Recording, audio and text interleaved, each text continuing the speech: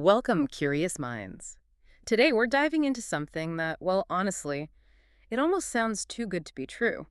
Imagine a music streaming platform that actually promises to pay you just for listening to songs. I mean, who hasn't dreamed of that, right? Getting paid to just, vibe with your favorite tracks. My Spotify Wrapped could finally be a tax write-off.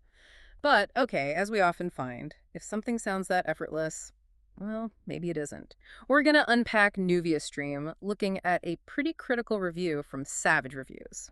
Right. And our mission here really is to help you tell the difference between genuine opportunities and those ones that just feel a bit like a digital mirage. We'll break down what Nuviastream claims versus, well, what seems to be the reality of its structure. Right. Give you tools to spot those red flags yourself. So Nuviastream's pitch, it's definitely eye-catching. They say they're revolutionizing music streaming, rewarding listeners with actual money just for, engaging. They throw out this number.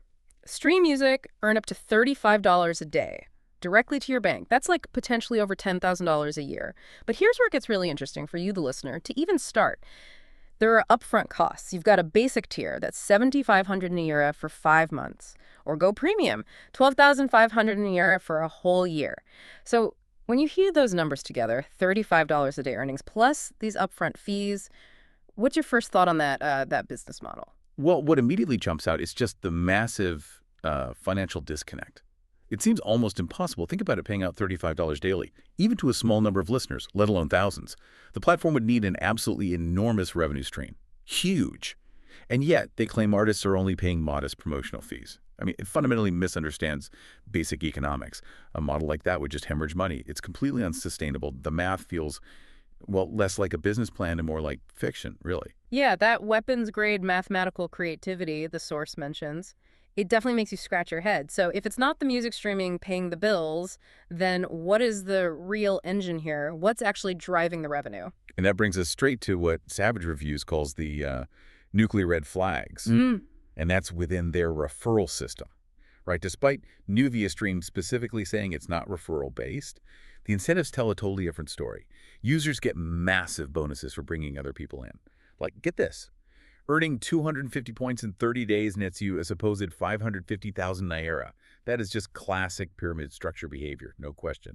The focus clearly shifts from the actual service, the music, to just recruiting new members who pay to join. That's where the money seems to come from. And the warning signs, they just keep piling up, don't they? The review also mentions customer testimonials, but they have this identical language, which, strongly suggests it's coordinated promotion, not real organic user feedback. Scripted, essentially. Yeah. And then there's the sign-up process itself. It's unique. You have to buy these end coins. It's like their own digital currency, not backed by anything official. And you buy them through unverified merchants. Exactly. So you're not using standard secure payment processors like Stripe or PayPal. You're dealing with third-party sellers. This creates deliberate barriers for users. And crucially, it makes getting a refund almost impossible if, the platform vanishes. Which seems like a real possibility, right? Well, adding to that concern is the existence of multiple domain variations. The source points this out too. It suggests they're ready for frequent platform migrations. This is a really common tactic for scam operations.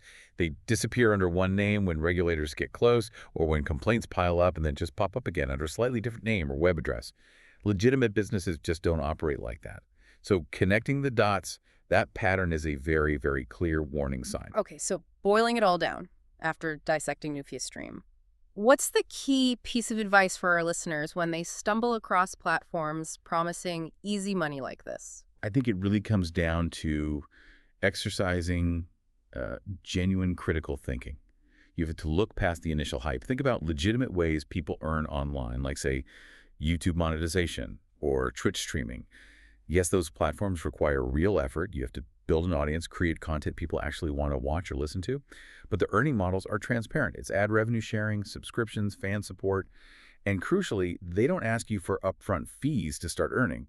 The difference is work for sustainable earnings versus this promise of unrealistic payouts for just clicking play. Right. You've really laid out the playbook there for spotting these kinds of unsustainable schemes. So you need to look out for those upfront fees, definitely. Any kind of referral system that rewards recruitment over actual product use, whether it's hidden or obvious.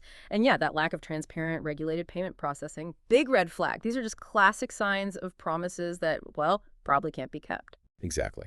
So as you navigate this digital world, Just consider the true cost of these seemingly effortless income streams.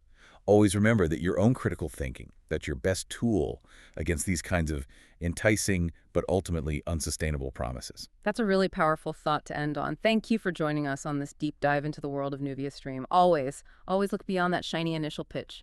Dig into the mechanics, question everything. We'll catch you on the next one.